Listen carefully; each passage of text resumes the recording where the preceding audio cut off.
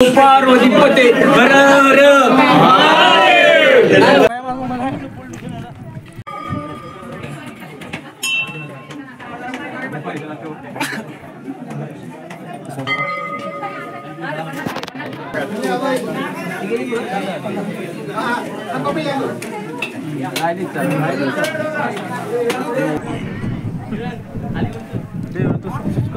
कसं लागायचं देवाचं दर्शन आणि कसं पुण्य मिळालं.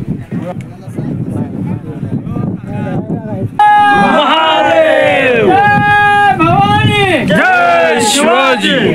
जय शिवराय मित्रांनो, मागील पार्टमध्ये आपण बघितलं असेल आपण वर टेकडीपर्यंत पोहोचलो होतो नागेश्वरच्या, पण भरपूर गर्दी असल्यामुळे सकाळपासून काय खाल्लं नव्हतं, त्यामुळे आता आपण खिचडी खाऊन आता मी माघारी आलेलो आहे. आमच्या पार्टनरने सांगितलं आम्ही तर काय येणार नाही, तुला जायचं असलं तर व्हिडिओ काढायला बघ काय झोन लागते का मधनं, कारण की भरपूर लाईन असल्यामुळे. मग काय मी इथनं वाईज हळूच कुठनं जागा होती का बघत होतो. मग तिथल्या एका दादाला म्हटलं घ्या की व्हिडिओ काढायसाठी जायचे. मग त्यांना वाईज माझ्यावर दया आली, मग त्यांनी मला लाईनीत घेतलं. पण आता आपण वर दर्शनासाठी निघालेलो आहे, तरी आता रांगेत दादा भेटले, त्यांना विचारूया त्यांचं गाव कुठलं आहे. नमस्कार साहेब. नमस्कार. तुमचं गाव कोणतं? माझं गाव बारामती. बारामती का? अंधारी. कधी निघाला होता तुम्ही? मी रात्री आलो इथं मित्राकडे. मित्राकडून 6 वाजता निघालो. 6 वाजता निघाले का? 7:15 बामदरीत पोचलो. बरं. तिथून लॉन्चने बोटीतून सुरुवात किती वाजता केली ती? चालायला का साधारणतः 8:45ला उतरलो बोटीतून. 8:45ला सुरुवात केली चढायला.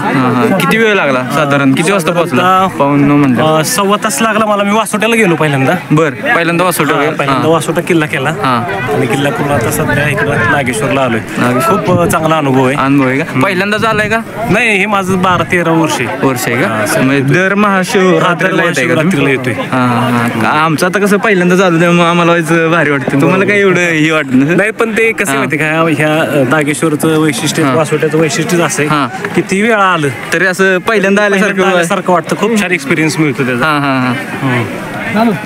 अजून काय तुम्हाला अनुभव काय आले आता? म्हणजे आणि उन्हाची एवढी तीव्रता आहे तरी बघा, महिला वयस्कर माणसं सगळेच उन्हाच्या तीव्रतेची तमानं बाळगता तरी पण देवाच्या दर्शनासाठी आणि खूप छान वाटतं. इथं आलं की वर्षभर फ्रेश वाटतं. आणि ही महाशिवरात्री गेली की पुढच्या महाशिवरात्रीची उत्सुकता लागून राहते.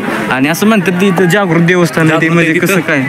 पिंड आहे, त्या पिंडीवर ऑटोमॅटिक नॅचरली पाणी टिपकतं आणि बघताना खूप चांगले अनुभव आले. त्यांच्या इच्छा पूर्ण होती, म्हणजे मागितलेली इच्छा पूर्ण होती, म्हणजे पूर्ण होतात. जागृत देवस्थान. मग अशी एक जण भेटलं, ती म्हणली जागृत देवस्थान आहे म्हणून. धन्यवाद माहिती दिल्याबद्दल.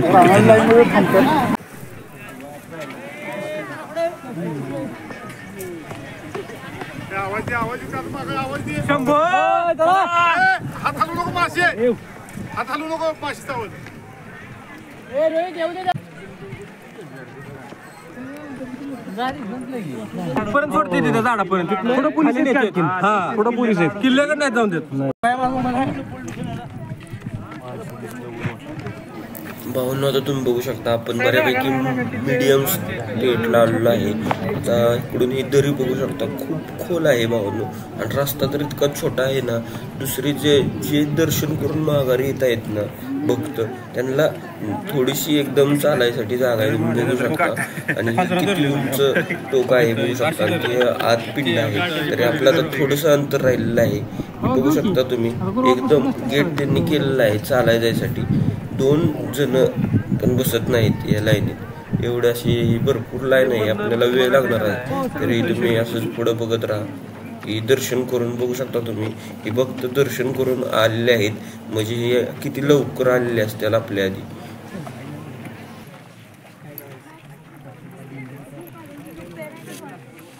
आता तुम्ही बघू शकता, आपण खूप जवळ आलेलो आहे. इथं हे बघू शकता तुम्ही, इथं सर्व माणसांनी चप्पल सर्व काढले आहेत. म्हणजे इथून थोडंसं अंतर राहिलेलं आहे.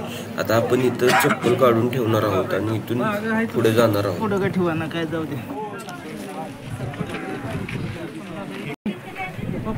कोंबडा घ्यावा लागते त्याला.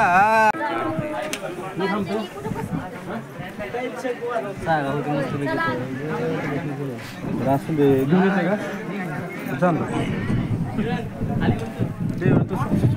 कसं लागायचं देवाचं दर्शन आणि कसं पुण्य मिळालं. महादेव भवानी जय शिवाजी. जय भवानी जय भावांनो बघू शकता माणसांचा उत्साह किती तुम्ही आणि इथं रस्ता केवढूसा बघू शकतो भावांनो, तरी पण माणसांची श्रद्धा आहे. इथनं जर भावांनो चुकून जरी वाईज इकडं तिकडं झालं रस्ता जर खाली गेलं तर खूप मोठी घटना घडू शकते. तुम्ही बघू शकता तरी पण माणसांची देवावर एवढी श्रद्धा आहे की माणूस मुठीत जीव धरून इथपर्यंत आलेला आहे. खूप उंच हे ठिकाण आहे, इथं येण्यासाठी रस्ता खूप अवघड आहे. मी तर भावांनो पहिल्यांदाच आलो, खूप मला असं मस्त वाटलं. मी पुढच्या महाशिवरात्रीला पण नाही का नाही आवर्जून येणार आहे. आणि इथं विषय कसा असतो, फक्त महाशिवरात्रीच्या दिवशी येण्यासाठी परवानगी असते आणि इथं सोडलं जातं. त्यामुळं खूप भाविक आवर्जून वाट पाहत असतात पुढच्या महाशिवरात्री कधी येते. आणि मी पण आता खूप असं पुढच्या महाशिवरात्रीला कधी जाईन असं वाटतं. इथं पहिल्यांदा वर आलो आता आपण बऱ्यापैकी. नारळ फोडला जातो, ज्या कोणाला नारळ फोडत असेल त्यांनी नारळ फोडून इथून आज जायचं असते. इकडून पण रांग बघू शकता तुम्ही, हा मोठा गाभारा आहे सर्व बघू शकता. तिथपासून तिथं वर आल्यावर खूप खालीपासून चालून आले कसं असेल असं वाटत होतं. खूप असं अप्रतिम इथं दृश्य पाहायला भेटलं. आणि इथं भाविक बघू शकता तुम्ही सर्वजण आपापले कोण देणगी देत आहे, कोण दर्शन करत आहे सर्वजण. आणि इथून खालचा व्ह्यू आहे, जी मेन पिंड आहे तिथून हा तुम्हाला खालचा व्ह्यू दाखवत आहे. तुम्ही बघू शकता खतरनाक असा विषय आहे.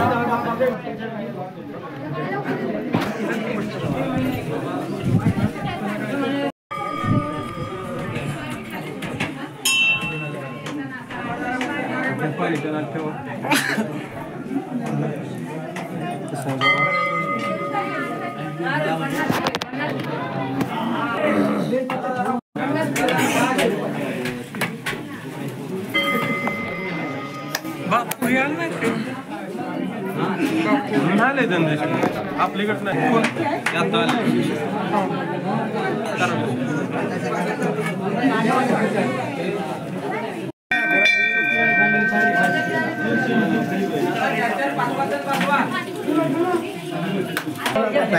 नमस्कार खाली म्हणून 2 तास माणसं रांगेत उभी तिकडे.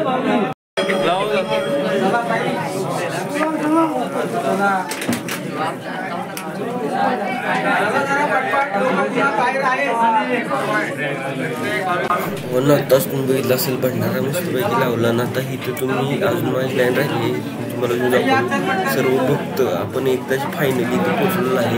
तर वर आल्यानंतर नागेश्वरच्या इथं कसा व्ह्यू आहे, अशी पिंड आहे. आणि ह्या पिंडीमध्ये नाही कंटिन्यू पाणी पडत असतं असं म्हणतात. आणि खूप जागृती व्यवस्थाने सर्वजण बघू शकता तुम्ही किती नतमस्तक होऊन सर्व त्या पिंडीचं दर्शन घेत आहेत.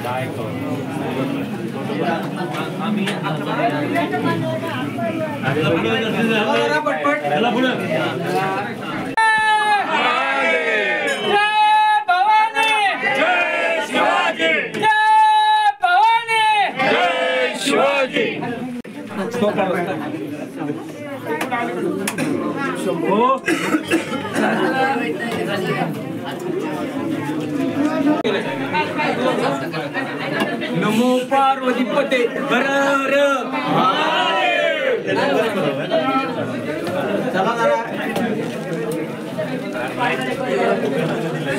भावांनो खूप वेळ झालेला लाईनीत उभं राहून एकदाच मला दर्शन भेटलं. मस्त दर्शन घेतलं आणि तो प्रसाद दिला जातो. हे तिथलेच ग्रामस्थ आहेत ते चोरोने गावचे. तिथनं मग प्रसाद घेऊन इथं बघू शकता इथं चप्पल ठेवली होती, मस्तपैकी चप्पल घातली आणि आता खाली मी उतरायला सुरुवात केली आहे. तुम्ही भाविक बघू शकता अजून खालपर्यंत लाईन दिसत आहे. अजून एवढं भाविक वर दर्शनासाठी थांबलेलं आहे. तरी आता आपण हळूहळू खाली उतरूया. तुम्ही बघू शकता वातावरण अजून आता दुपार होऊन गेलेली आहे तरी पण माणसं अजून लाईनीत उभे राहिलेले आहेत. तरी आता मी फायनली एकदाचा खाली पोचलेला आहे. तरी पुढचा भाग आपण पुढचा पार्ट आहे तो कंटिन्यू करणार होता इथून खाली जायचं तोपर्यंत. तर आपल्या चॅनलला पुढचा पार्ट बघण्यासाठी चॅनलला सबस्क्राईब करा. धन्यवाद.